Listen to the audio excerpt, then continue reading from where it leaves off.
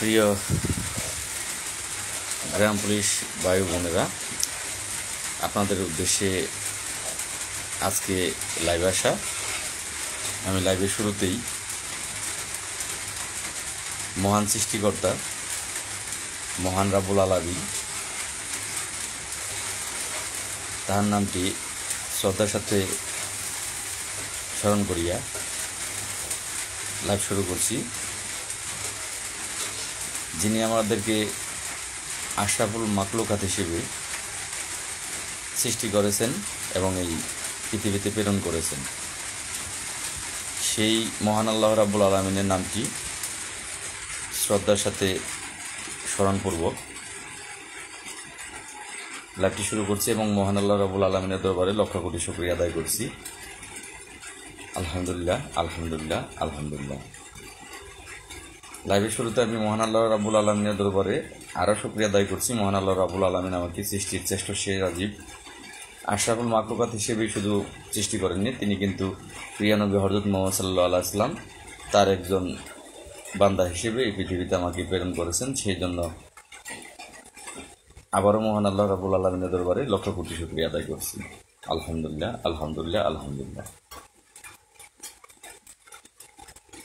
আমার ফেসবুকে থাকা সকল ফ্যান ফলোয়ার, সেই সাথে দেশ বিদেশে থাকা যে সকল বন্ধুগণ আছেন, সেই সাথে আমার প্রাণপ্রিয় ৪৫,৮৭০ জন গ্রাম পুলিশ বাহিনীর সদস্যগণ, সকলকেই যারা মুসলমান আছেন জানাচ্ছি সালাম, আসসালামু আলাইকুম ওয়া রাহমাতুল্লাহি ওয়া বারাকাতুহু। যারা হিন্দু আছেন তাদেরকে জানাচ্ছি নমস্কার, এবং যাহারা অন্যান্য ধর্মাবলী ভাই বোনেরা আছেন তাদেরকে জানাচ্ছি অন্তরের অন্তর থেকে প্রাণঢালা অভিনন্দন এবং রক্তিম লাল গোলাপের শুভেচ্ছা। আশা করি সকলেই ভালো আছেন, ভালো থাকেন, এই শুভকামনা সবসময় সকলের জন্য করে থাকি। লাইভটি ছোট্ট পরিহারে করব, কারণ লাইভ একদিকে আমি আপনাদের সময় নির্ধারণ আগেই পূর্বেই করেছিলাম সকালবেলা যে আজকে রাত্রি ৯টায় লাইভ আসব। অপরদিকে গ্রাম পুলিশেরই আরেকজন কর্ণধর নেতা, যিনি কমান্ডার উজ্জ্বল খান, তিনিও লাইভে এসেছেন ১৫-২০ মিনিট হয়। তো সেক্ষেত্রে দুদিকে দুজনের লাইভ আসলে গ্রাম পুলিশ লাইভ কাটা দেখবে। তো আমার কথাগুলো আমি বলে অল্প সময়ের ভিতরে বলে বেরিয়ে যাব লাইভ থেকে। তো অনেকেই ইতিমধ্যেই লাইভে যারা যুক্ত হয়েছেন তারা লিখেছেন কেমন আছেন, জানতে চেয়েছেন, সালাম দিয়েছেন অনেকেই। তো ওয়ালাইকুম আসসালাম ওয়া রাহমাতুল্লাহি ওয়া বারাকাতুহু। আলহামদুলিল্লাহ, আল্লাহর অশেষ রহমত এবং আপনাদের দোয়াতে আমি ভালো আছি। তো আশা করি আল্লাহর অশেষ রহমতে আপনারা সকলেই ভালো আছেন, এটা আশা করি। তো সেই ক্ষেত্রে আমি লাইভের শুরুতেই আমার প্রাণপ্রিয় একজন গ্রাম পুলিশ সহযোদ্ধা বন্ধু ভাই, তার জন্য দোয়া চাইব। তিনি লাইভেও যুক্ত আছেন। তিনি হচ্ছেন ফেনী জেলার সোনাগাজী উপজেলার গ্রাম পুলিশ সদস্য গিয়াস উদ্দিন ভাই। তিনি শারীরিকভাবে খুবই অসুস্থ, কান্দে দিয়ে যায়, বাদে পরে করো নিবেদ। তো শারীরিকভাবে ভীষণ অসুস্থ। ৩ দিন তিনি মেডিকেলে ভর্তি ছিলেন বুকের ব্যথা যন্ত্রণায়।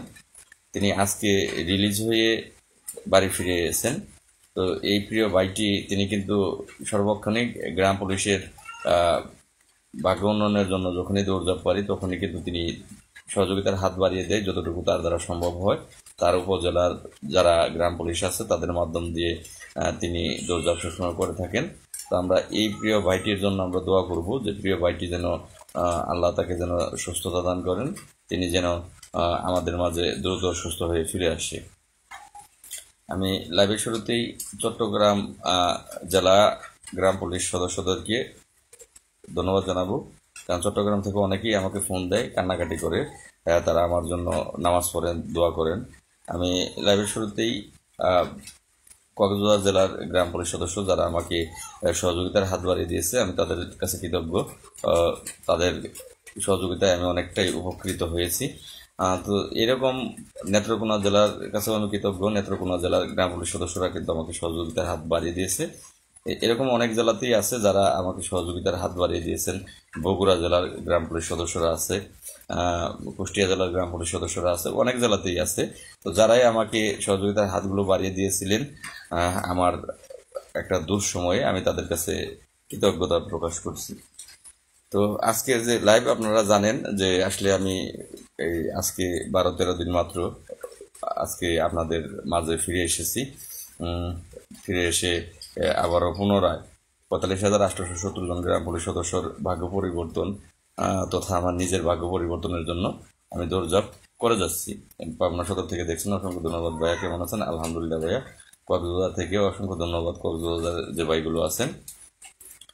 তো সেক্ষেত্রে আমি কিছু কথা বলবো যে আপনারা সকলেই জানেন যে আমি কিন্তু ইয়েতে গিয়েছিলাম, রংপুরে গিয়েছিলাম। আমি কিন্তু গত যে লাইভগুলো সেগুলো করতে পারিনি। আজকে কিছু কথা বলবো যে কি কাজগুলো হয়েছে, কিছু গুরুত্বপূর্ণ কথা, কিছু এভিডেন্স সহ গুরুত্বপূর্ণ কথা। আমাদের আমার যে বের হওয়ার পরে আমি দৌড়ঝাঁপ করেছি, দৌড়ঝাঁপ করে কি ফল পেলাম, ফল কিন্তু অলরেডি পেয়েছি। কি ফলটা পেলাম সেটা আপনাদেরকে জানাবো। সেটা জানতে হলে অবশ্যই আপনাকে ধৈর্য নিয়ে একটু লাইভে থাকতে হবে। তার আগে অন্যান্য কথা আমি বলবো, কথাগুলো আপনারা একটু শুনবেন। কিন্তু আপনারা যদি ধৈর্য হারা হন তাহলে শুনতে পারবেন না। তো যাই হোক, রংপুর থেকে দেখছেন, অসংখ্য ধন্যবাদ। গঙ্গাচড়া আমার একটি ভাই, কুমিল্লা মুরাদনগর থেকে দেখছি, অসংখ্য ধন্যবাদ। যারা যেখান থেকে লাইভটি দেখছেন আপনাদের কাছে অনুরোধ রইল আপনারা পর থেকে লাইভটি বেশি বেশি করে শেয়ার করবেন, সকলকে জানার জন্য সহযোগিতা করবেন।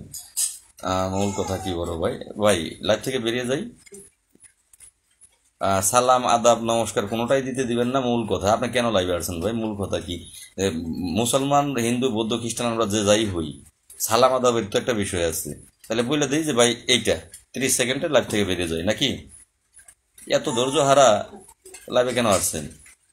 2 মিনিটে লাইভে থেকে খালি মূল কথাটা ওইটা বলে দিয়ে যাবো, চলে যাবো, তাই তো ভাই? ধৈর্য না থাকলে লাইভ থেকে বেরিয়ে যান। যারাই লাইভ দেখতেছেন ভাই একটু ধৈর্য ধরবেন, অনুরোধ রইল। লাইভ শুরু করলাম না 2 মিনিট, মূল কথা কি? মূল কথা উনি জানতে চান। তো আমার কথা তো আপনারা শুনতে চান না। আমি যে 5টা মাস জেল খাটলাম, এটা কি মূল কথাতে আসে না? একবারও কি অনুতপ্ত হয়েছেন? আসলে গ্রাম পুলিশের মধ্যে বলতে গেলে মনুষ্যত্ব নেই। এরা হচ্ছেন মনুষ্যত্ববিহীন মানুষ। পৃথিবীতে মহান আল্লাহ রাব্বুল আলামিন আশরাফুল মাখলুকাত, মানুষকে সৃষ্টির সেরা জেব বলে আখ্যায়িত করেছেন, সৃষ্টি করেছেন। কিন্তু আমরা সেই মানুষই কিন্তু, যে আল্লাহ আমাদেরকে সৃষ্টি করে এই পৃথিবীতে প্রেরণ করেছেন, সেই আল্লাহর নাম কালাম কোনো কিছু আমরা নেই না। আমরা এই দুনিয়ার মশগুলো ব্যস্ত থাকি। তো আসলে দোষ আপনারও না।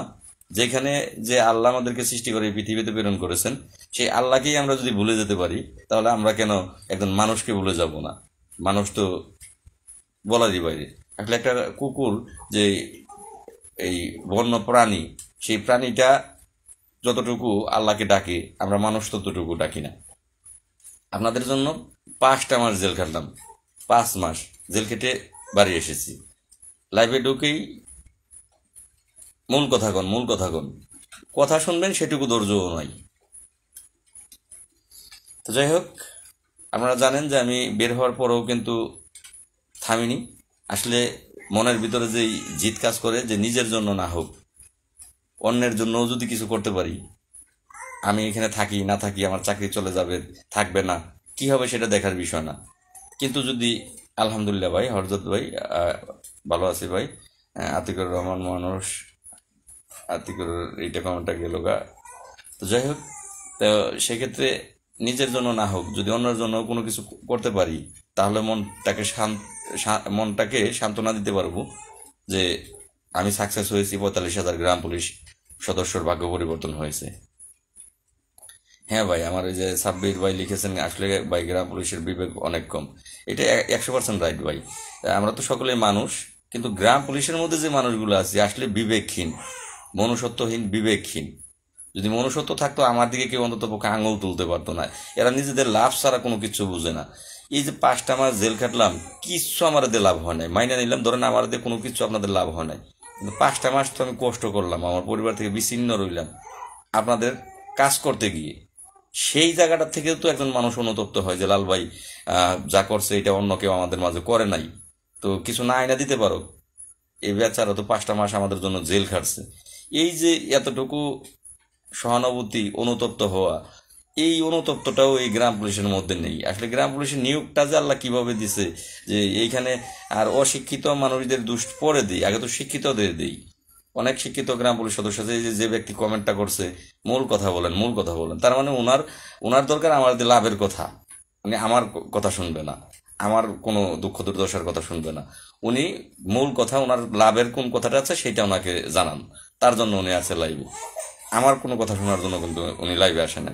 তো গ্রাম পুলিশের মধ্যে এই শিক্ষিতের মধ্যেও এমন আছে, অশিক্ষিতটা বাদ দিলাম, তারা বুঝে না, তারা আগের দিনের মানুষ। একজন সাসপেন্ড গ্রাম পুলিশ, সে কিভাবে গ্রাম পুলিশ নিয়ে কথা বলে আপনার নাম মেনশন করে বলতেছে ভাই। হ্যাঁ কৃষ্ণ, তোমার লাইভ, তোমার কমেন্ট পড়েছি, আমিও লাইভে একটু ঢুকেছিলাম। তো আমি এই ব্যাপারে কথা বলবো। তো একজন সাসপেন্ড গ্রাম পুলিশ, সে কিভাবে গ্রাম পুলিশের আহ, নিয়ে কথা বলে। তো উনি সাসপেন্ড শব্দের অর্থ জানে। আর আমি আজকে সাসপেন্ড কার কার জন্য আমি নামগুলো প্রকাশ করব। তো আসলে গ্রাম পুলিশের মধ্যে এই কুকুরগুলোর জন্যই কিন্তু আজকে আমরা এই যে কয়জন ব্যক্তি, যেমন আমি লাল মিয়া, নাইম, কৃষ্ণ, মানিকগঞ্জের শাহিন, পটুয়াখালীর ইমরান, তারপরে মেহেদি, যেই 6জন ব্যক্তি আমরা জেল খাটলাম, বাকিরা পলাতক ছিল, তারা গ্রেপ্তার হয়নি। এই 6জন ব্যক্তি জেল খাটার যাদের কারণে আজকে জেলগুলো, commander Mustafa Kamal, M A Naser, Bhaben Delwar, উজ্জ্বল খান, এই কজন ব্যক্তির জন্য কিন্তু আমরা জেল খাচ্ছি। সরকারের এখানে কোনো দোষ নেই, সরকারের কোনো দোষ নেই। এই এদের কারণে আজকে আমরা এই জেল খেটে আসলাম। এখানে ভাগ্য পরিবর্তনের নামে যেই গ্রুপিং চলে, একজন আরেকজনকে কিভাবে আটকানো যায় সেই চেষ্টা চলে, এই কজন লোক সেগুলো করে থাকে। উনি কি জানেন, উজ্জ্বল খান কি জানেন লেখাপড়া কত দূর করেছেন? আমি সাময়িক বরখাস্ত, 50% বেতনের মালিক এখনো আমি আছি, আমি 50% বেতন পাবো। আমি যদি 50% বেতন পাই তাহলে কেন কথা বলতে পারবো না? আমি এখনো 50% বেতনের মালিক, অর্ধেক বেতন আমি পাবো। অর্ধেক বেতন আমার মামলা নিষ্পত্তি হওয়ার পরে সেটা আদালতের বিষয়ে থাকবে। আমি চুরি করে ধরা খাইনি, আমি লুচ্চামি করে ধরা খাইনি। তুমি লুচ্চামি করে ধরা খাইও জেলে গেছো, তোমার সেই প্রমাণ আমার কাছে আছে উজ্জ্বল খান সাহেব। আমি কিন্তু লুচ্চামি করে ধরা খাই নাই। 45,000 গ্রাম পুলিশের ভাগ্য পরিবর্তন করতে গিয়ে ধরা খেয়ে জেলে গিয়েছি। এক বাক্যে বলতে গেলে এগুলো যারা করে তারা হচ্ছে বীর, বীর, তারা হচ্ছে সৈনিক। তোমার মতো লুচ্চা না, তারা বীর সৈনিক তারা। আমি কথা বলতে পারবো না, কে বলছে তোমাকে? 50% বেতন আমি এখনো পাই, 50% বেতনের মালিক যেহেতু আমি, আমি অবশ্যই গ্রাম পুলিশ নিয়ে কথা বলতে পারি। কে বলছে আমি পারি না? আমি কি তোমার কাছ থেকে ডিউটি নিব, তোমার কাছ থেকে শিখে আমি কথা বলুম? আচ্ছা, এই ব্যাপারটা আমি 45,000 যারা এই মুহূর্তে লাইভে আছেন আপনাদের কাছে ছেড়ে দিলাম। উজ্জ্বল খান লাইভে এসে বলতেছে যে সাসপেন্ড গ্রাম পুলিশ, সে কিভাবে গ্রাম পুলিশ নিয়ে কথা বলে, এটা বলতেছে নাকি?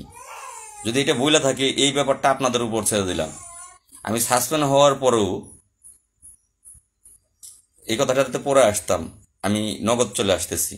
আমি সাসপেন্ড হওয়ার পরেও 5 মাস জেল খেটে বের হয়ে আইসে 45,817 জন গ্রাম পুলিশের ভাগ্য পরিবর্তনের জন্য আবারও দৌড়ঝাঁপ শুরু করলাম।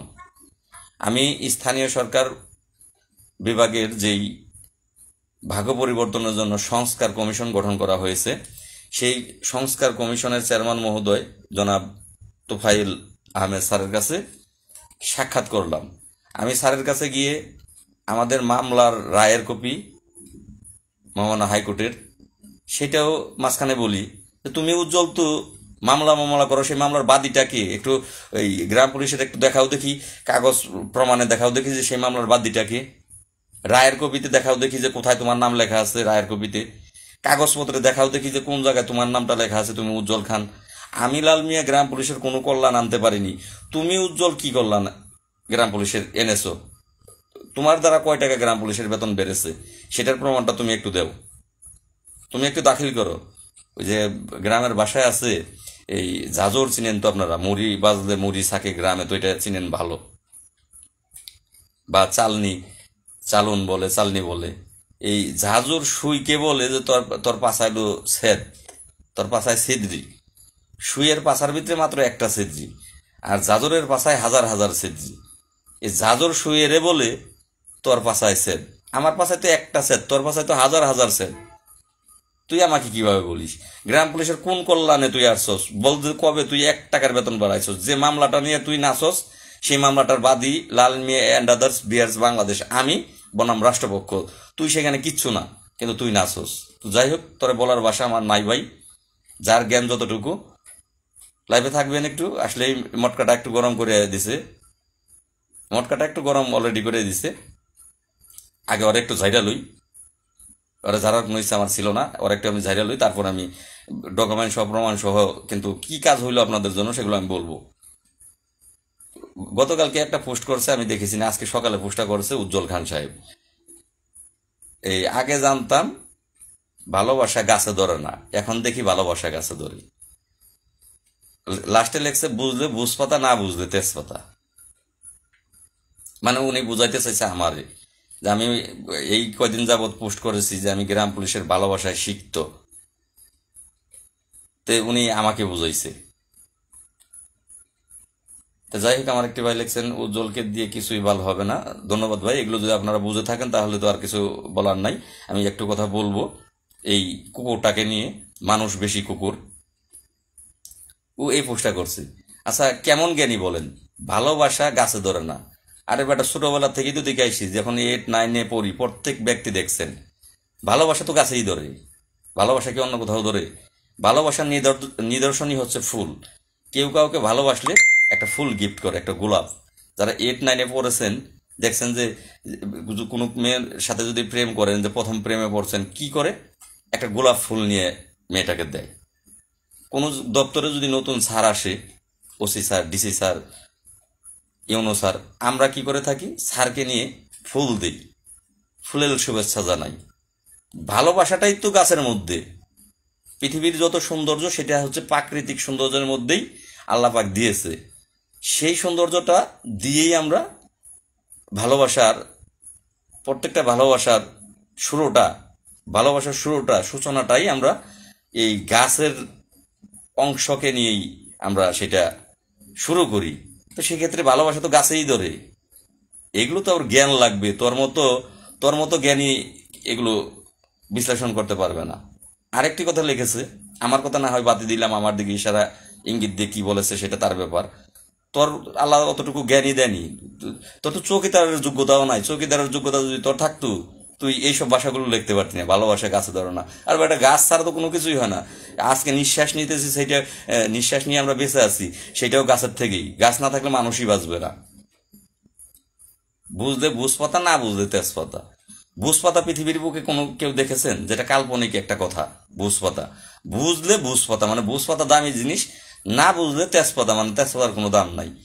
আরে বেটা, ঠান্ডা কাশি তেজপাতা দিয়ে কোন কাজটা না হয়? তো প্রত্যেকটা তরকারির ভিতরে তেজপাতা লাগে। দুধ গরম করে খেলে মানুষ তেজপাতা ব্যবহার করে। তেজপাতা একটা মূল্যবান মশলা, তেজপাতাকে উনি কোনো মূল্যই দিল না। ভোজপাতা যেটা কাল্পনিক, যেটা পৃথিবীর বুকে নাই, সেইটা ওনার কাছে মূল্যবান হয়ে গেল। তোর মতো ব্যক্তির কাছে তো তাই হবে। তোর মতো ব্যক্তির কাছে কি ভালো জিনিসের মূল্য থাকবে কিনা?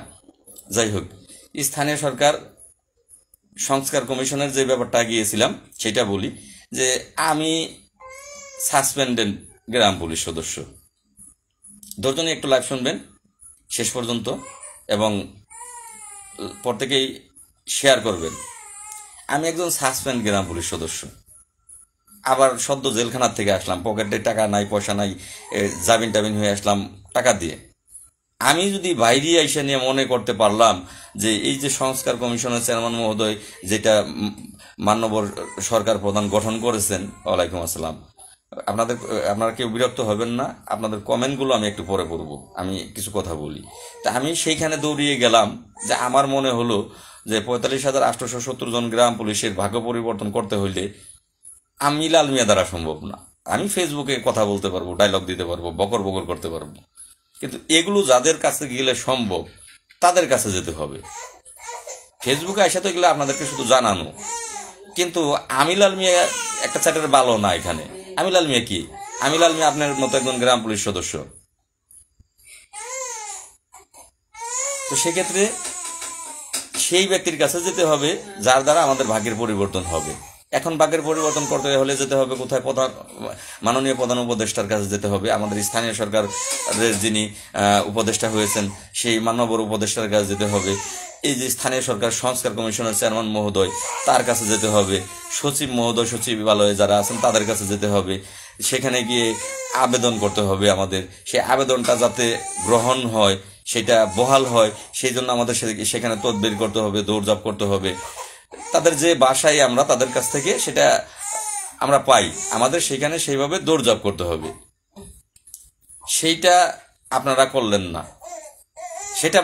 না, আমি লাল মিয়া জেলখানা থেকে বের হয়ে সেখানে গেলাম। ধন্যবাদ ভাই, আমার একটি ভাই লিখেছেন, লাল ভাইয়ের কথা 100% সঠিক, অসংখ্য ধন্যবাদ। তাহলে আমি লাল মিয়া জেলখানা থেকে বের হয়ে 6 দিনের মাথায় সেই সংস্কার কমিশনের চেয়ারম্যান মহোদয়ের কাছে সাক্ষাৎ করলাম। তার কাছে মহামান্য হাইকোর্টের রায়টি দিলাম যে স্যার আমাদেরকে মহামান্য হাইকোর্টে একটি মামলা করেছিলাম 18 সালে, সেটা পড়ে বললো যে লাল মিয়া কে?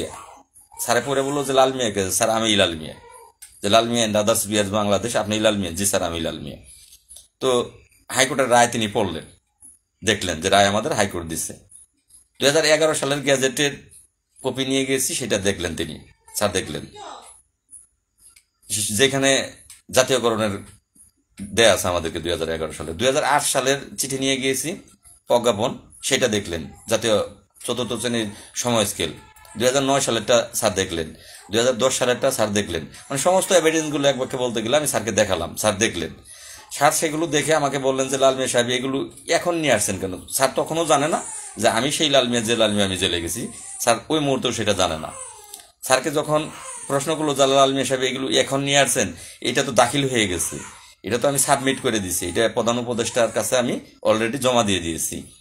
তো স্যার আমাকে একটি কপি স্যারের পিএকে দিয়ে এনে দিলেন যে কি কি আপনাদের জন্য চেয়েছি। সেই কপিটা কিন্তু আমি ফেসবুকে 2 দিন আগে আপনাদের উদ্দেশ্যে আপনাদেরকে দেখানোর জন্য গতকালকে সন্ধ্যাবেলা কিন্তু সেগুলো আমি ফেসবুকে ছেড়েছি, আপনারা দেখেছেন। হয়তোবা বুঝতে পারেননি, অনেক লেখায় বুঝতে পারবেন না, কারণ অনেক লেখা মোবাইল দিয়ে ছবি তুলে সেগুলো স্পষ্ট আসে না, পড়তে একটু হয়তোবা আপনাদের কষ্ট হবে। আপনারা যদি একটু কষ্ট করে পড়েন তাহলে বুঝতে পারবেন যে স্যার কি কি চেয়েছে। স্যার তখন আমাকে বললো যে এগুলো তো আমি চেয়েছি, আমি যতটুকু জানি আমি ততটুকু আপনাদের জন্য চেয়েছি, কিন্তু এই আশাটা আপনারা কেন আগে আসলেন না? তখন স্যারকে আমি বললাম, স্যার আমি আগে আসবো কিভাবে, আমি তো জেলে ছিলাম। তখন স্যার নিজে থেকেই বলতেছে, আপনি কি লাল মিয়া? জি স্যার আমি লাল মিয়া। আপনিই তাহলে সেই লাল মিয়া যে লাল মিয়া গ্রেপ্তার হয়ে জেলে ছিলেন? আপনাকে তো আমরা খুঁজেছি, পরে জানতে পারলাম যে আপনি জেলে আছেন। জি স্যার আমি সেই লাল মিয়া। তো তখন বললো যে ঠিক আছে, আপনি না হয় জেলে ছিলেন, তো আপনাদের মধ্যে কি আর কোনো ব্যক্তি নাই যে কাগজগুলো আমার কাছে পৌঁছে দিতে পারতো? পরে বললাম, স্যার আমি জেলে ছিলাম, আমি একা ছিলাম না, আমার সাথে ছিল কৃষ্ণধন চৌধুরী, আমার সাথে ছিল নাইম উপস্থিত ছিল, স্যার নাইম ছিল জেলে, আমার সাথে মেহেদি ছিল, আমার সাথে ইমরান ছিল, আমার সাথে মানিকগঞ্জের শাহিন ছিল। তো আমরা যারা স্যার এখানে কাগজগুলো আপনার কাছে পৌঁছাবো, তারা প্রত্যেকজনেই স্যার আমরা জেলে ছিলাম। একজন ব্যক্তি জেলে ছিল না, সে হচ্ছে রংপুর বাড়ি মাসুম খান। আমাদেরকে না পেয়ে স্যার আপনি তাকে নাকি চিঠি করছিলেন, তো সে আপনাদের এখানে নাকি আসছিল, আইসে নাকি আপনার সাথে সাক্ষাৎ হয়েছে, মিটিংয়ে উপস্থিত ছিল, কিন্তু সে কোনো ডকুমেন্টস দিতে পারেনি। ডকুমেন্টসগুলো আমার কাছে ছিল। সে শুধু আপনাকে, আমরা যে স্থানীয় সরকার দপ্তরে 6 দফা দাবি জমা দিয়েছি, এই দাবির কাগজটা সে নাকি আপনাকে শুধু দিয়েছে। তখন স্যার বললো, হ্যাঁ রাইট, আপনাদের একজন, আপনাদের পক্ষ থেকে, এই বৈষম্য বিরোধীর পক্ষ থেকে আমরা লোক চেয়েছিলাম, তো সেখান থেকে একটা লোক এসেছিল, সে হচ্ছে মাসুম খান। আপনাদের এই দাবির কাগজটা সে দিয়েছে এবং সেও বলেছে, আপনার ব্যাপারে বলেছে যে আপনি জেলে আছেন, বিস্তারিত সে বলেছে। তখন যাই হোক, এই কথার পরিপ্রেক্ষিতে স্যার এগুলো দেখলেন, দেখে বললেন যে এখন কি করি বলেন তো। এখন এখন তো দেখতেছি যে আপনাদের সমস্ত ডকুমেন্ট জাতীয়করণের, তো আপনাদের প্রাপ্যটাই হচ্ছে জাতীয়করণ। অনেক কথা হলো স্যারের সাথে, আধা ঘন্টা কথা হলো আমার। স্যার আমাকে বলেনি আপনি চলে যান।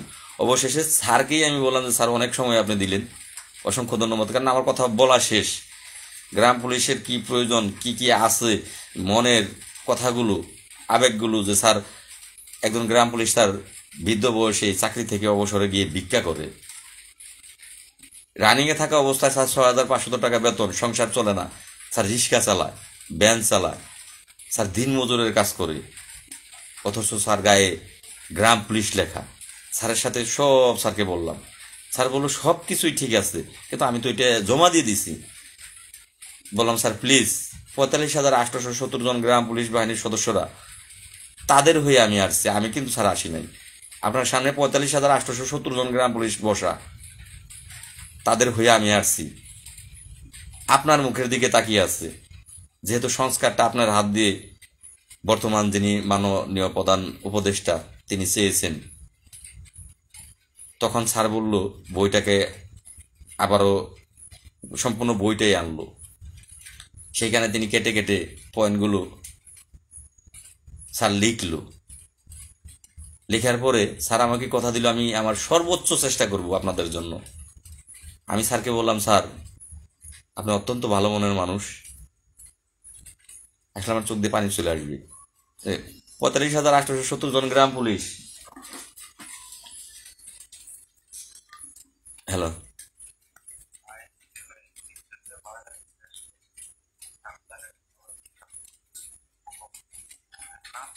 আচ্ছা আচ্ছা, হ্যাঁ, আচ্ছা আচ্ছা, ঠিক আছে, আচ্ছা। তো আসলে অনেক লোকই লাইভে যুক্ত হয়েছেন, 170 জন। আমি আপনাদের কাছে কৃতজ্ঞ। আপনারা আমার মতো ক্ষুদ্র একজন ব্যক্তি, আমি একজন গ্রাম পুলিশ সদস্য, মস্ত বড় কেউ না। আসলে আমাকে যারা সহযোগিতা করে, যেমন এই যে স্যার আপনাদেরকে সহযোগিতা, আমাকে না, 45,870 জন গ্রাম পুলিশ অতি দরিদ্র। এই গ্রাম পুলিশের চেয়ে বাংলাদেশের বুকে দরিদ্র কোনো চাকরি নেই, দরিদ্র কোনো মানুষ নেই। এক বাক্যে বলতে গেলে অবহেলার পাত্র যদি হয়ে থাকে এই 45,870 জন গ্রাম পুলিশ সদস্য, যাদেরকে চাকরি জীবনে অবহেলার পাত্র হিসেবে মানুষ দেখে, কর্মস্থলের যারা উপরস্থ কর্মকর্তা যাদের মাধ্যমে আমরা চাকরি করি তারা দেখে, চাকরি শেষে অবসরে যাওয়ার পর ভিক্ষাবৃত্তি ছাড়া রাস্তা থাকে না, সমাজের চোখে অবহেলিত জীবনযাপন যারা করছি তারা হচ্ছে আমরা 45,870 জন গ্রাম পুলিশ। আর তাদেরকে যারা সহযোগিতা করে, আমাকে না কিন্তু আপনাদেরকে করে, যারা সহযোগিতা করে তাদের কাছে আমরা কৃতজ্ঞ। আমার একজন শ্রদ্ধেয় বড় ভাই এই মুহূর্তে লাইভে আছে, ভাইয়ের কাছ থেকেও অনেক সহযোগিতা পেয়েছে, আমি ভাইকে ধন্যবাদ জানাবো। আমি নাম প্রকাশে আসবো না, ভাইটিকে ধন্যবাদ জানাচ্ছি আমার সাথে আমার কথাগুলো শোনার জন্য, দেখার জন্য। আল্লাহ পাকের কাছে দোয়া করছি আমার ভাইটি যেন সুস্থ থাকেন, ভাইয়ের সহযোগিতা পেয়ে যেন 45,870 জন গ্রাম পুলিশের যেই ন্যায্য পাওনাটা, ন্যায্য দাবিটা, সেইটা সাকসেস হতে পারি, ভাইয়ের পরিবার যেন ভালো থাকে, সকলের জন্য দোয়া করছি, আপনারা সকলেই দোয়া করবেন।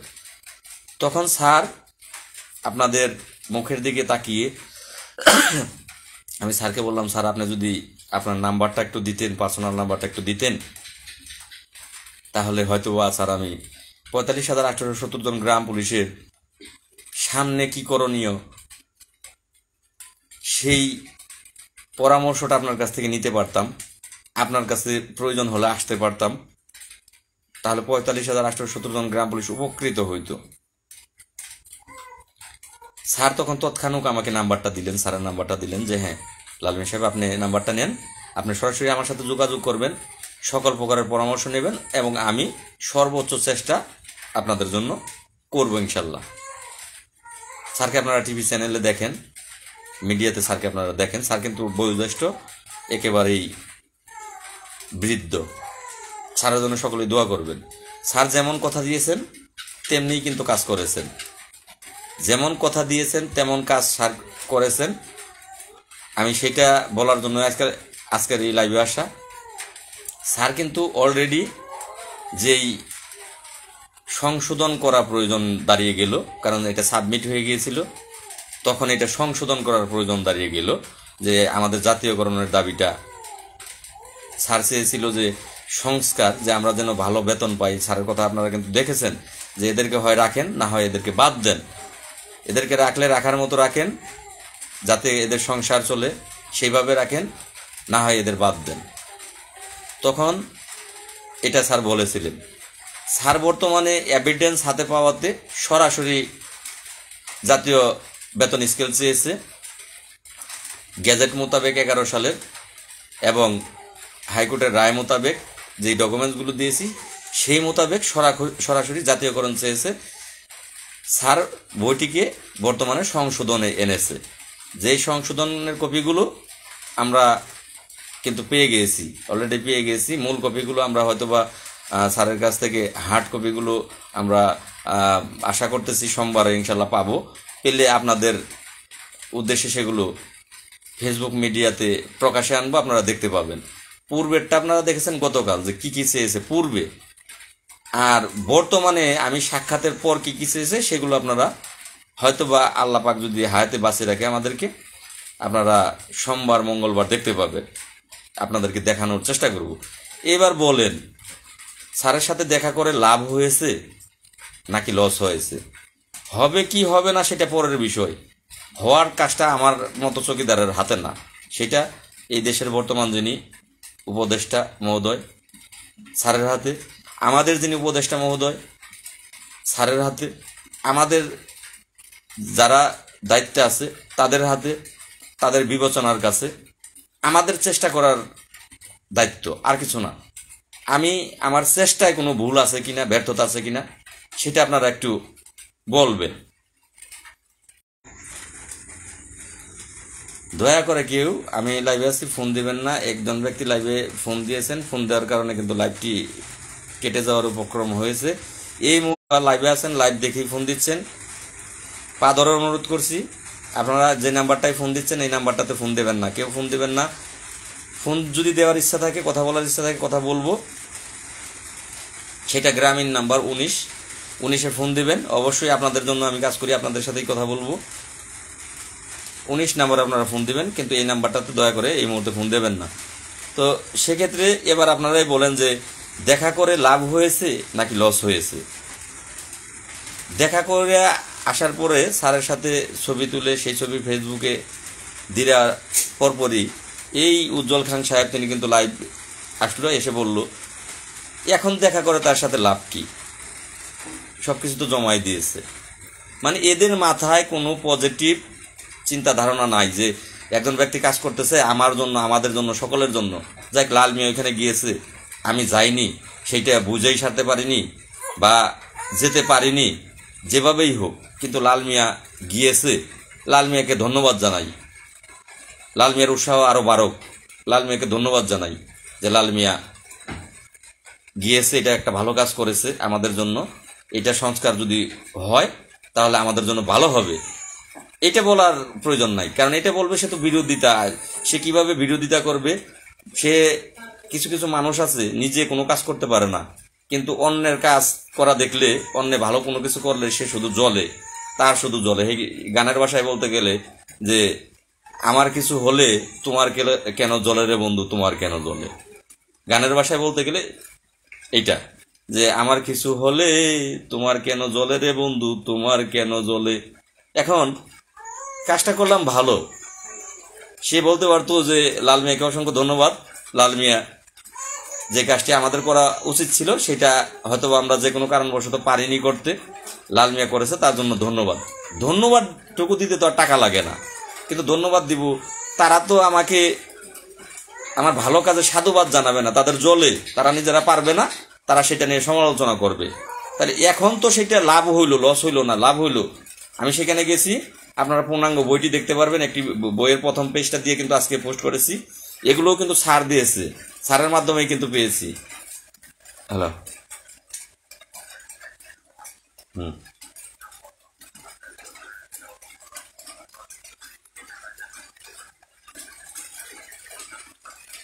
হুম আচ্ছা আচ্ছা, বুঝছি। লাইভ দেখে কিন্তু আমাকে ফোন দিচ্ছেন, আমি কিন্তু আপনাদেরকে বারবার অনুরোধ করলাম যে এই নাম্বারটাতে আপনারা দয়া করে ফোন দেবেন না। যাই হোক, উজ্জ্বল খানের বিষয়টা গেল, এবার বিল্লালের বিষয়ে আসি। আরেকটু মূল গুরুত্বপূর্ণ কথা আছে, কেউ লাইভ থেকে বের হবেন না। যদি মন চায় যে জানা প্রতি, কেউ লাইভে ফোন দিবেন না, ফোন দিচ্ছেন। ময়মনসিংহের বিল্লাল সাহেব প্যারালাইসিস তো, এইবার যদি জেলে যায় আপনাকে সাথে নিয়ে যাব, একা যাব না। আর আমার কিন্তু ভয় নাই, 5 মাস জেল খাটছি।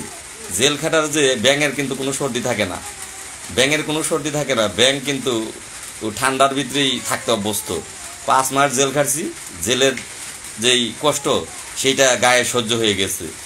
এবার জেল খাটলে আপনাদেরকেও সাথে নিয়ে যাব। আপনি বিল্লাল, কমান্ডার মুস্তফা কামাল, নাসের সাহেব, এই যে যে চিঠিটা নিয়ে আপনি ব্রিফ দিচ্ছেন যে চিঠি ফেসবুকে ছাড়লো, আমি ফেসবুকে ছাড়লাম, পেলাম কোথায়?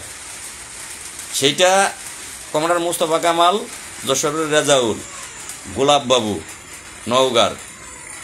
কিভাবে আপনারা মন্ত্রণালয় থেকে সেটা বের করলেন? মন্ত্রণালয় সেটা জবাব দিয়ে মন্ত্রণালয় এখানে আসবে, কান টানলে মাথা আসবে। কত টাকার বিনিময়ে আপনারা সেটা অর্থ দপ্তর থেকে বের করছেন? আমি কার কাছ থেকে পাইছি সেটা আমার কাছে প্রমাণ আছে। আমি হোয়াটসঅ্যাপে আনছি, হোয়াটসঅ্যাপে আমার কাছে স্ক্রিনশট রাখা আছে, কে আমাকে এটা হোয়াটসঅ্যাপে দিয়েছে। এটা যে আপনারা আনছেন শুধু এইটুকুই বলে দিলাম যে আপনারা টাকা দিয়ে এই চিঠিটা সেখান থেকে আনছেন। যে 3জন ব্যক্তির নাম বললাম, এই 3জন ব্যক্তি আনছেন, সেখানে বিল্লাল সাহেবও জড়িত আছে। বিল্লাল সাহেব কিন্তু কয়েকদিন আগে একটা পোস্ট করেছেন, আমি স্ক্রিনশট রেখেছি। সেই পোস্টে লিখেছেন যে এই 1 টাকা সরকারের কাছ থেকে আদায় করলেও এই পর্যন্ত বের করে আনলে গ্রাম পুলিশ কর্মচারী ইউনিয়ন আনে। তাহলে সরকার বেতন বাড়ায় না, টাকাটা আপনারা বাড়ান, টাকাটা বের করে আনেন আপনারা বিল্লাল সাহেবেরা। বিল্লাল সাহেব প্যারালাইসিস অবস্থায় এবার আমার সাথে যেতে হবে, প্রস্তুত থাকেন। রবিবার দিন এই বিষয় নিয়ে আমি, আল্লাহ যদি রোববার যাই সোমবার যাই, আমি লিখিত একটি অভিযোগ মন্ত্রণালয়ে জমা দেব যে মন্ত্রণালয় থেকে এই চিঠি স্থানীয় অর্থ মন্ত্রণালয় থেকে কিভাবে এটা লিক আউট হইল, এটার আমি তদন্ত চাবো যে কাদের হাত দিয়ে এই চিঠিটা বের হইল, মন্ত্রণালয় থেকে বের হইল। প্রমাণ আমি আপনাদের লোকের কাছ থেকে যেটা এনেছি, হোয়াটসঅ্যাপে লেনদেন হয়েছে, হোয়াটসঅ্যাপে স্ক্রিনশট আমি রেখে দিয়েছি, স্ক্রিনশটটা আছে। এইবার আপনাদেরকে সাথে নিয়ে যাব, চিন্তা করেন না। গেল 1 নাম্বার। 2 নাম্বার, এটা গেল বিল্লাল সাহেবকে সিগন্যাল দিলাম, সোমবার ইনশাল্লাহ লিখিত অভিযোগ আপনাদের নামে আমি জমা দেব। চাইছিলাম না যে নিজেরা মারামারি করি। 45,000 গ্রাম পুলিশ ভাগ্য পরিবর্তনের স্বার্থে সকলের একত্রিত হয়ে, সকলের মুখে হাসি ফোটাতে হলে একত্রিত হওয়ার প্রয়োজন, কিন্তু আপনারা তা করবেন না। আপনারা আমাকে জেল খাটাইছেন সেটাও ভুলে গেছিলাম। আমি রংপুর গেছি আমার মোবাইলটা ঠিক করার জন্য। এই মোবাইলে কিন্তু লাইভ হইতো না। গত লাইভটা আমি আমার ছেলের মোবাইলে করেছি, আপনাদেরকে বারবার বলেছি লাইভ হতো না। এই মোবাইলটা ঠিক করার জন্য রংপুর, এটা এই শহরে সম্ভব না, ঢাকার শহরে কারো দ্বারা সম্ভব না। আমি কোথায় গিয়েছি, কার দ্বারা ঠিক করেছি, সেগুলো তো ডকুমেন্টস আমার কাছে আছে, প্রমাণ আছে। সেখানে গিয়েছি মোবাইল ঠিক করতে। যখন গেছি, গ্রাম পুলিশ ভালোবাসে। আমি সেখানে যাওয়ার পরে সেখানে জানতে পারলাম, যেদিন নামলাম সেদিনই জানতে পারলাম এম এ নাসের সাহেবের মা মারা গেছে। তৎক্ষণাৎ আমি কিন্তু বিরোধী কমিটি, বিরোধী পক্ষ মনে করিনি। কমান্ডার এম এ নাসের সাহেবকে আমি ফোন দিয়েছি যে শুনলাম যে আপনার মা মারা গেছে, তার সমবেদনা জ্ঞাপন করেছি ফোনের মাধ্যমে নাসের সাহেবের সাথে। বলেছিলাম যে যদি সম্ভব হয়, ভাই আমি তো আসছি মোবাইল ঠিক করার জন্য, যদি সম্ভব হয় তাহলে আমি চেষ্টা করবো যাওয়ার জন্য। কিন্তু সে কিন্তু আমাকে তেমন কিছু বলেনি। বললাম থানায় আসবেন কিনা, সেদিন তার থানার হাজিরা ছিল, থানায় আসবেন কিনা, যদি রবিবার ছিল যে থানায় আসেন তাহলে আমি থানায় এসে আপনার সাথে দেখা করব। তিনি বললেন যে না, থানায় যাব না। তো সেই ক্ষেত্রে তার বাড়িতে আমার যাওয়া হয়নি। তিনি যদি জোরালো ভাবে বলতো যে ঠিক আছে লাল মিয়া, আমার এলাকায় আসছো যখন, তাহলে তুমি আসো, আমার বাড়িতে বেরিয়ে যাও, তাহলে কিন্তু আমি অবশ্যই তার বাড়িতে যেতাম। আমি ফোন দিলাম, সমবেদনা জ্ঞাপন করলাম, কিন্তু সে আমাকে বললো না যে লাল মিয়া এখানে আসছো যখন, আমার বাড়িতে আসো, বেরিয়ে যাও। সে বললো না, যে কারণে আমার তার বাড়িতে যাওয়া হয়নি।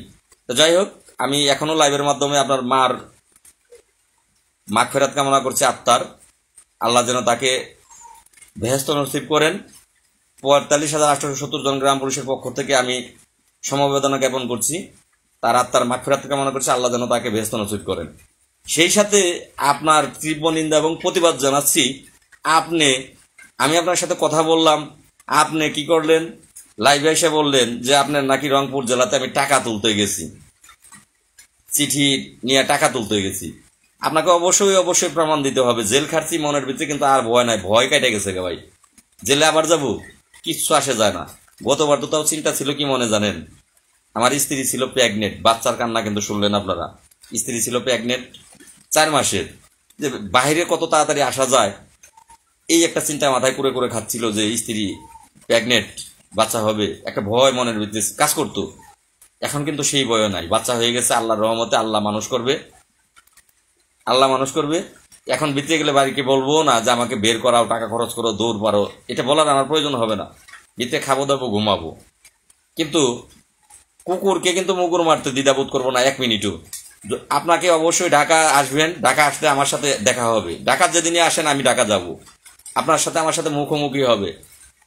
অবশ্যই আপনাকে প্রমাণ সহ দিতে হবে যে আপনার কোন থানায় আমি গিয়েছি টাকা তোলার জন্য, কোন থানা আমি চাঁদা চেয়েছি, কোন থানা থেকে এই চিঠি বাবদ আমাকে টাকা দিয়েছে, প্রমাণ দিতে হবে। প্রমাণ যদি না দিতে পারেন তাহলে কিন্তু আমি আপনাকে ছাড়বো না, আমি আপনাকে বাঁধবো, পিঠ মুড়া করে টাকাতে বাঁধবো। আর আপনি জানেন যে আমি যদি তেরামি করি তাহলে আমি সেই কাজটা করি, কারণ তেরামি করে কিন্তু 5 মাস জেল খাটলাম, এটা ভালো করে জানেন।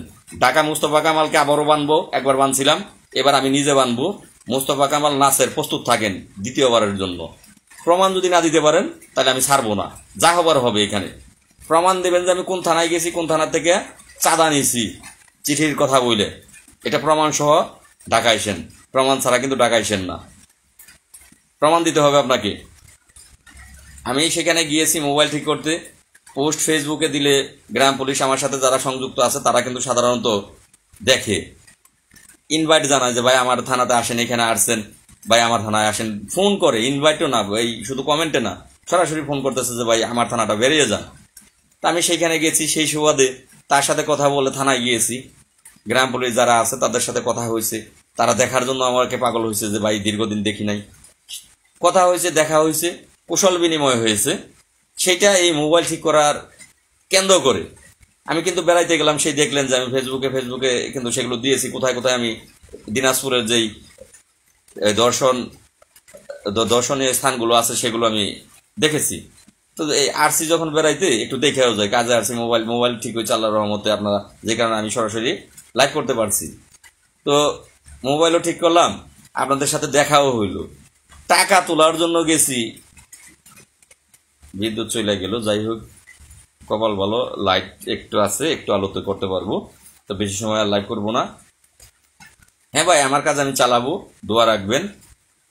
তো এই বিল্লাল সাহেব এরপর ঢাকা আসলে প্যারালাইসিস মানবো না, আপনার প্যারালাইসিসও মানবো না, প্রস্তুত থেকে এসেন।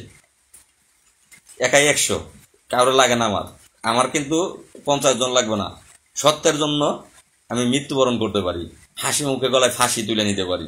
সেটা যদি এখনো গ্রাম পুলিশ সদস্যরা না বুঝেন যে আমার ভিতরে ভয় কাজ করে না, আমি ভয় পাই না, সত্যের জন্য মৃত্যুবরণ করতে পারি, হাসতে হাসতে গলায় ফাঁসি নিতে পারি, বিন্দু পরিমাণ ভয় আমার দিকে নাই। চাইছিলাম সকলের ভালোবাসা নিয়ে, আপনাদের দোয়া নিয়ে, আশীর্বাদ নিয়ে আমার মতো আমি চেষ্টা করি, আপনাদের মতো আপনারা চেষ্টা করেন। কিন্তু কয়লা ধুলে কখনো ময়লা যায় না, আর কুকুরের লেজ কখনো সোজা হয় না। তো আপনারা কুকুরের লেজের মতো বাঁকা সোজা হবেন না। অবশ্যই এখানে লাভও আছে, কারণ টাকা যে চাঁদা যে সেটা তো আপনারা কালেকশন করেন, সেই প্রমাণ আমার কাছে আছে।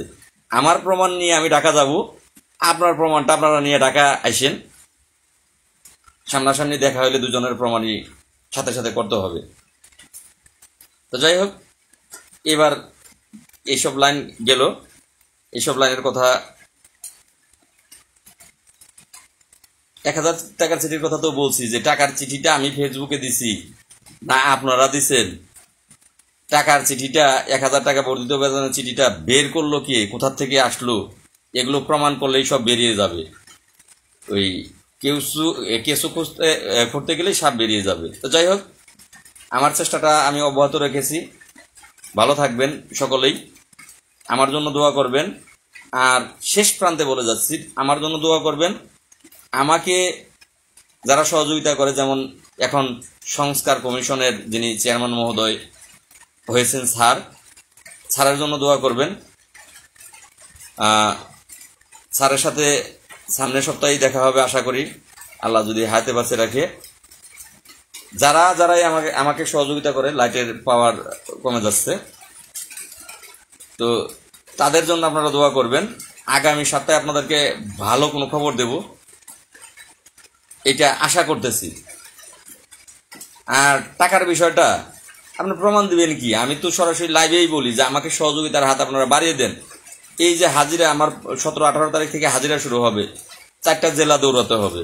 একটা জেলায় হাজিরা দিতে গেলে আমি কৃষ্ণর হাজিরাও তো বহন আমাকেই করতে হবে।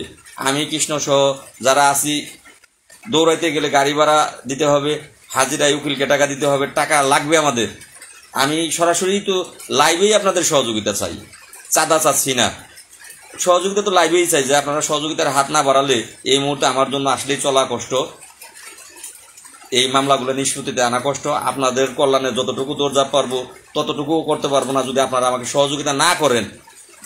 এইবার আপনারা আমার এই কথাটুকু কাটিং করে আমার নামে যে অভিযোগ দেনগা, মামলা দেনগা যান, এই কথাটুকু কাটিং করে যে লাল মিয়া গ্রাম পুলিশের কাছে সহযোগিতা চাইছে,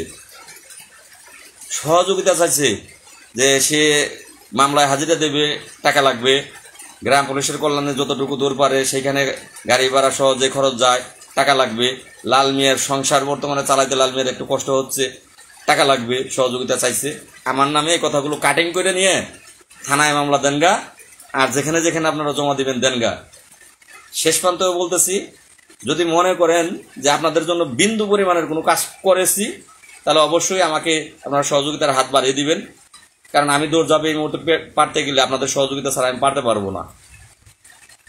পারবো না ভাই।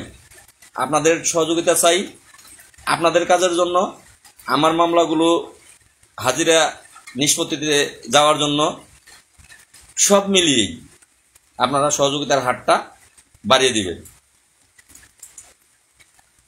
ভাই। কাজের কথা বলা শেষ, আমার একটি ভাই লেগেছেন এইসব কথা বাদ দেন, কাজের কথা ভাই বললাম এতক্ষণ, আপনি হয়তো বা লাইভে পড়ে আসছেন। এই আমার কথাগুলো বলা শেষ। কৃষি তথ্য প্রযুক্তি লিখেছেন এই শালা ফালতু বেয়াদব, কাকে বলছেন ভাই জানি না। কৃষি তথ্য প্রযুক্তি, যাই হোক আপনার আইডিটা, আপনি কৃষি সেক্টরে ঢুকতে গেলে শিক্ষিত লাগে, তো আপনি যদি সত্যি কৃষি তথ্য ও প্রযুক্তি হয়ে থাকেন, আপনি কাকে বলছেন আমি জানি না, কমেন্টটা কাকে বলছেন আমি জানি না, তো একটু মার্জিত ভাষায় বলেন। আমার আইডিটা কিন্তু ছোট আইডি না, আমার আইডিটাও অনেক বড় একটা আইডি। আমার আইডিটা অন্যান্যদের আইডির সাথে তুলনা করলে হবে না, আমার আইডিটা আপনাদের দোয়ায় বড় একটা আইডি। তো আপনি আইডি ছোট বড় যাই হোক, আপনার আইডির যে নাম দিয়েছেন কৃষি তথ্য, আইডিটা সুন্দর একটা নাম দিয়েছেন, তো মার্জিত ভাষায় কমেন্ট করবেন, এটা আপনি ভালো কিছু এখনো করতে পারেননি। ও আমার একজন গ্রাম পুলিশ ভাই লিখেছেন আপনি ভালো কিছু এখনো করতে পারেননি। ভাই আপনি একটু করে দেখান না, আমি ভালো কিছুই করতে পারিনি, ঠিক আছে, একটু আপনি করে দেখান ভাই। যেখানেই থাকবেন ভালো থাকবেন, অসংখ্য ধন্যবাদ ভাই। ভাই যেখানে থাকবেন, আসসালামু আলাইকুম। ওয়ালাইকুম আসসালাম ভাই। লাল ভাই কারেন্ট নাই না ভাই, কারেন্ট চলে গেছে ভাই, একটু বৃষ্টিও হচ্ছে। তো যাই হোক, বাংলাদেশের সব জায়গায় বৃষ্টি হচ্ছে, যে যেখানে থাকবেন আপনারা একটু নিজেদের সেফটি নিয়ে থাকবেন, যে বৃষ্টি বিঘ্নিত সময়, ঝড়ের সময় আপনারা প্রত্যেকেই একটু নিজেদের খেয়াল রাখবেন। আতিকুর না ভাই, বিশ্বনাথের বলার দরকার নাই, কান টানলে মাথায় এমনিতেই চলে আসবে। ওদেরকে বলার জন্য তোমরা আছো, আমাকে যদি সবাইকে বলার জন্য লাগে তাহলে কিভাবে হবে? কৃষি তথ্য প্রযুক্তি ভালোভাবে কথা বল। তো যাই হোক, জাগা ভাই, কৃষি তথ্য প্রযুক্তি ওকে আমি বলেছি থাক ভাই, মানুষের মধ্যে থাকবেই, শয়তান কিন্তু মানুষের মধ্যেই বিরাজমান, আপনাকে বলে নাই, একজনের কমেন্টের উত্তর দিয়েছে। তো যাই হোক, কৃষি তথ্য ভাই আমি আপনাকে বলিনি, কমেন্টের রিপ্লাই দিচ্ছি। ধন্যবাদ ভাই। তো আমিও বুঝেছি যে কাকে বলেছেন, আমি বুঝতে না পেরেই বলেছি যে কাকে বলেছেন। তো যাই হোক, একটু মার্জিত ভাষায় ব্যবহার করেন, যেহেতু আপনার আইডিটা সুন্দর একটি নাম, খারাপ ভাষা ব্যবহার করার প্রয়োজন নাই। আমরা প্রত্যেকেই কৃষি তথ্য প্রযুক্তি, উনি একজন গ্রাম পুলিশ, যাই হোক গ্রাম পুলিশ হলে ধন্যবাদ গ্রাম পুলিশ ভাইটিকে। তো শেষ প্রান্তে আমার লাইভটি বলে দিচ্ছে যে আজকে আর কথা হচ্ছে না, পরবর্তীতে কথা হচ্ছে, এবং আপনাদের সেবায় নিয়োজিত আমি মৃত্যুর আগ পর্যন্ত আছি, চাকরি না থাকলেও আছি। এখন তো হাফ সাসপেন্ডে আছি, হাফ বেতন পাবো না। একটা কথা বলে যাই, যদি চাকরিটা চলে যায়, যে চাকরি নাই, কাল থেকে আমার চাকরি নাই, তবুও 45,870 জন গ্রাম পুলিশের স্বার্থে তাদের জন্য মৃত্যুর আগের দিন পর্যন্ত আমার যতটুকু করণীয়, আমি যতটুকু পারবো সেটা করে যাব।